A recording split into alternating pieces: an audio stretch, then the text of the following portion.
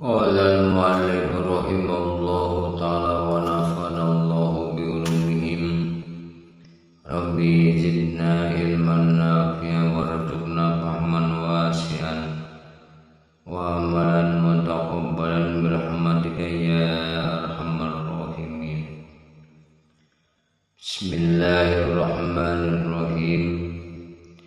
Diriwayatkan dalam Sahih Muslim dari Muawiyah yang berkata, Rasulullah sallallahu alaihi wasallam mendatangi kelompok zikir dari para sahabat lalu bersabda, Ma ajlasakum? Qalu jalasna nazkurullaha ta'ala wa nahmaduhu ala ma hajana lil Islam wa manna bihi alaina. Qala alillahi ma ajlasakum illa za. Amma inni lam astahlifkum tuhmatan lakum walakinnahu atani Jibril fa akhbarani anna Allah ta'ala yubahi bikumul malaika. Apakah yang menyebabkan kalian duduk? Mereka menjawab, kami duduk berzikir kepada Allah Subhanahu wa ta'ala dan memujinya atas hidayah dan karunia-Nya yang diberikan kepada kami berupa agama Islam. Beliau bertanya, demi Allah, apakah hanya untuk itu kalian duduk? Sesungguhnya saya tidak menyuruh kalian bersumpah sebagai tuduhan terhadap kalian. Akan tetapi Jibril mendatangiku dan mengabarkan bahwa Allah Subhanahu wa ta'ala membanggakan kalian kepada para malaikat. Diriwayatkan dalam Sahih Muslim dari Abi Sa'id Al-Khudri dan Abu Hurairah radhiyallahu anhu bahwa keduanya menyaksikan Rasulullah SAW bersabda, La yaqulu qaumun yazkurunallaha ta'ala illa haqqatuhumul malaika wa wasiyatuhumur rahmah wa nazalat alaihimus sakinah wa zakarahumullahu ta'ala fi man indah. Tidaklah suatu kaum duduk sambil berzikir kepada Allah Subhanahu wa ta'ala, melainkan mereka itu dikelilingi para malaikat dan diliputi rahmat. Turunlah ketentraman atas diri mereka. Orang-orang itu disebut Allah di antara malaikat-malaikat. Zikir itu dilakukan di dalam hati dan dengan lidah. Sedang yang paling utama ialah dengan hati dan lidah secara bersama-sama. Apabila dilakukan dengan salah satu dari keduanya, maka hatilah yang paling utama. Tidak patut zikir dengan lidah dan hati ditinggalkan karena takut dituduh riya. Akan tetapi zikir itu dilakukan bersama-sama dengan keduanya dan diharapkan keridhaan Allah Subhanahu wa ta'ala dengan zikirnya. Telah kami kemukakan dari Fudail radhiyallahu anhu bahwa meninggalkan amal karena manusia adalah riya. Andai kata manusia membuka kesempatan untuk diamati manusia lain dan penjagaan diri terhadap dugaan-dugaan yang batil, niscaya tertutuplah sebagian besar pintu kebaikan. Ia berarti menyia-nyiakan sesuatu yang besar dari tugas-tugas agama atas diri.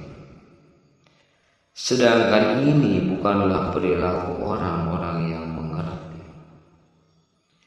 Diriwayatkan dalam Sahih Bukhari dan Muslim dari Aisyah radhiyallahu anha yang berkata, ayat ini turun mengenai doa.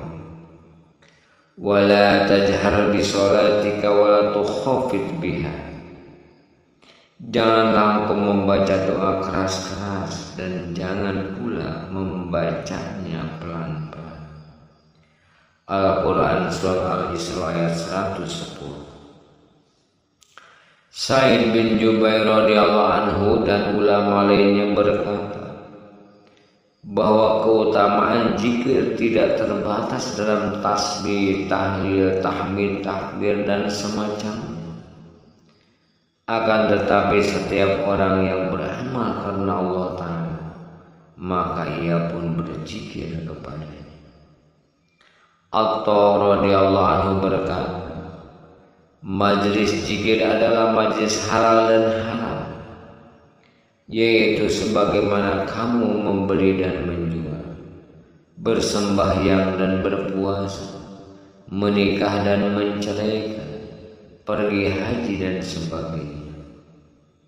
Allah Subhanahu wa Ta'ala berfirman, innal muslimina wal muslimat ila qauli ta'ala waz-zakirina Allaha katsiran waz-zakirati 'adda Allahu lahum maghfiratan wa ajran 'azima. Sesungguhnya kaum muslimin dan muslimat hingga firman Allah Ta'ala, dan orang-orang yang banyak berzikir kepada Allah, baik laki-laki maupun perempuan, Allah menyediakan bagi mereka ampunan dan pahala yang besar. Al-Quran Surah Al-Ahzab ayat 30. Diriwayatkan dalam Sahih Muslim dari Abu Hurairah radhiyallahu anhu bahwa Rasulullah SAW bersabda, sabaqal mufarridun. Qalu wa mal mufarridun ya Rasulullah? Qala az-zakiruna Allah katsiran wa zakirat. Telah beruntung orang-orang yang mengesahkan. Para sahabat bertanya, siapakah orang-orang yang mengesahkan itu ya Rasulullah? Beliau menjawab, orang-orang yang banyak berzikir kepada Allah, baik laki-laki maupun perempuan. Pemahaman tentang dalil di atas patut diperhatikan oleh pengkaji kitab ini. Telah timbul perbedaan mengenai hal itu dengan mengutip pendapat Ibnu Abbas radhiyallahu anhu. Al-Wahidi berkata bahwa yang dimaksud ialah mereka yang berzikir kepada Allah sehabis sholat, pagi dan petang, di tempat tidur dan setiap bangun dari tidur dan setiap pergi atau pulang ke rumahnya. Mujahid mengatakan, tidaklah termasuk orang-orang yang banyak berzikir kepada Allah, baik laki-laki maupun perempuan, kecuali ia berzikir kepada Allah dalam keadaan berdiri, duduk dan berbaring. Atau menyatakan, barang siapa bersembahyang 5 waktu dengan sempurna, maka ia termasuk dalam firman Allah Subhanahu wa Ta'ala, waz-zakirina Allaha katsiran waz-zakirat. Dan laki-laki yang banyak mengingat Allah dan perempuan-perempuan yang banyak mengingatnya. Al-Quran Surah Al-Ahzab ayat 30. Abu Dawud, Nasai dan Ibnu Majah meriwayatkan dari Abi Sa'id Al-Khudri radhiyallahu anhu bahwa Rasulullah SAW bersabda, iza ayqazar rajul ahlahu minal laili fasallaya aw shalla rak'ataini jami'an kutiba bizakirina Allah katsiran wa zakirat. Apabila seorang laki-laki membangunkan istrinya di waktu malam, kemudian bersembahyang 2 rakaat bersama-sama, maka keduanya ditulis sebagai orang laki-laki dan perempuan yang banyak berzikir kepada Allah. Amr bin Shalih radhiyallahu anhu ditanya tentang kadar yang menggolongkan orang-orang yang banyak berzikir. Beliau menjawab, apabila seseorang selalu melakukan berbagai zikir yang nyata dari Rasulullah SAW, yang mana telah diterangkan dalam kitab amalan siang dan malam, pada pagi dan petang, siang dan malam, dan dalam berbagai waktu dan keadaan yang berbeda-beda, maka ia termasuk orang laki-laki dan perempuan yang banyak berzikir kepada Allah. Para ulama sepakat atas kebolehan berzikir dengan hati dan lidah bagi orang yang berhadas, orang junub, perempuan haid dan nifas. Itu dimaksudkan dalam tasbih, tahlil, tahmid, takbir, dan sholawat atas Rasulullah SAW serta doa dan selain. Akan tetapi membaca Al-Quran diharamkan atas orang junub, perempuan yang haid dan nifas, baik ia membaca sedikit atau banyak, ataupun hanya satu ayat. Dibolehkan bagi mereka membaca Al-Quran di dalam hati, juga memandang ayat Al-Quran dalam mushaf dan merenungkannya. Sahabat-sahabat Imam Nawawi berkata, boleh bagi orang junub dan perempuan yang haid mengucapkan di waktu mengalami musibah lafaz inna lillahi wa inna ilaihi raji'un. Sesungguhnya kita adalah kepunyaan Allah dan kepadanya kita kembali.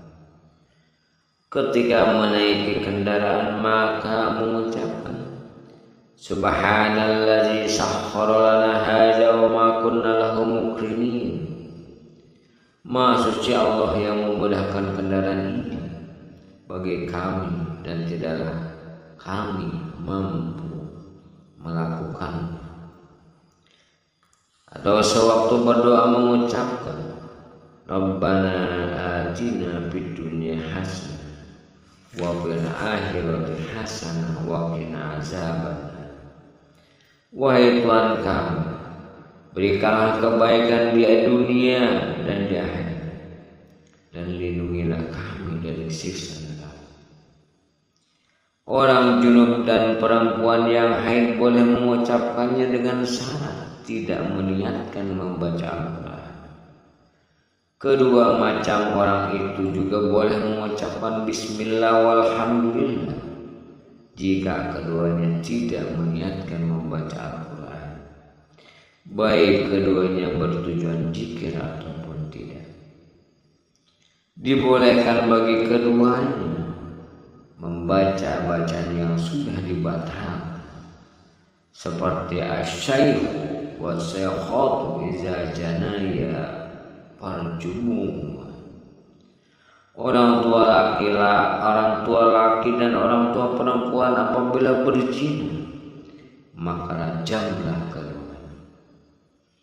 Apabila keduanya berkata kepada seseorang khudil kitaba biquwwah atau udhuluha bisalamin amin dan semacam itu, sedang keduanya bukan berniat membaca Al-Quran, maka hal itu tidaklah haram.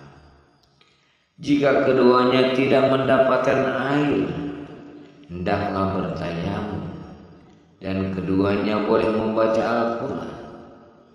Apabila berhadas sesudah itu, tidaklah haram baginya membaca Al-Quran, seperti andai kata ia mandi kemudian berhadas.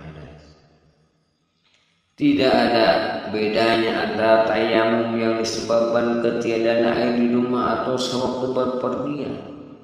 Ia pun boleh membaca Al-Quran sesudahnya, walaupun berhadas.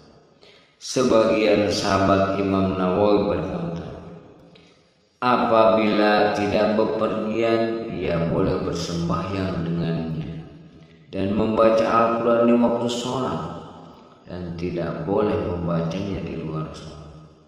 Yang benar adalah kebolehannya sebagaimana kami kemukakan, karena tayamumnya adalah sebagai pengganti dari mandi.